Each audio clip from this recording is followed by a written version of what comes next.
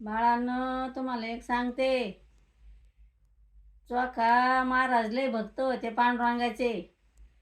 त्यांच्या बायकोचे दिवस भरत आले, बहिणीला आणायला गेले. तसेच पंढरपूरला गेले, ते घरी आलेच नाहीत. एकादशी आली वारीत, घरी यायचं विसरूनच गेले. मग आता बायकोचं बाळात पण कोणी करायचं, बहीण नाही आली, ते पंढरपूरला गेले.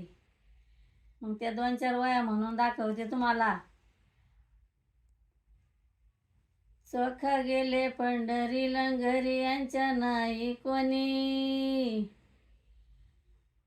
दारावरी थाप, सारंगधर मारी हाक. चोखा गेले पंढरपुरान, घरी यांच्या नाही कोणी. डोक्यावरी हांडा, सारंगधर पाणी भरी. चोखा गेले पंढरपुरान, घरी यांच्या नाही कोणी. चुलीवरी पाणी, नाऊ गाली सारंगधर. बाळतीन बाईन तुला शापाची सगडी, तुला ग पांगराया सारंगधराची गोंगडी ना.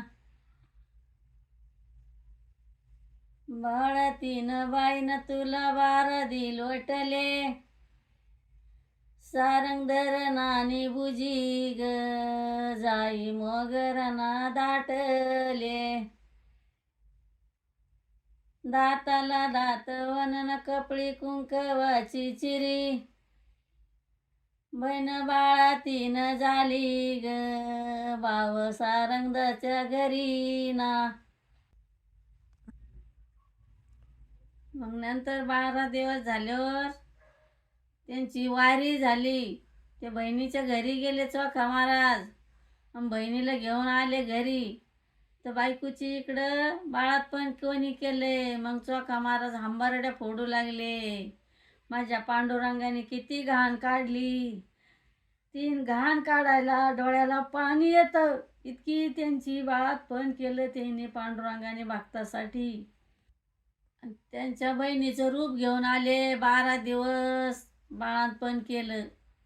आणि चोखा महाराज यायच्या अगोदर निघून गेले. मग ते चोखा महाराज पंढरपूरहून आले, बहिणीला घेऊन आले. तर कोणी केलं बाळातपण. मग हंबरड्या फोडू लागले. भक्तासाठी किती घाण काढली पांडुरंगाने, किती कामं केले कसे. डोळ्यात पाणी येतं त्यांचं नाव काढलं. हो, शेअर करा आवडलं तर.